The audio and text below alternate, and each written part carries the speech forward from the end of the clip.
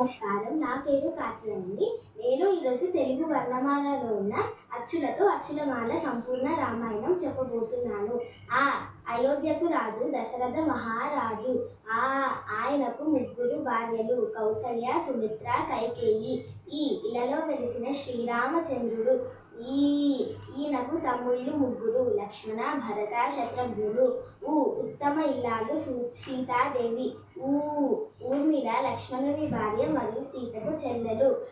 ఋషులు వశిష్ఠులు, విశ్వామిత్రులు గురువులు.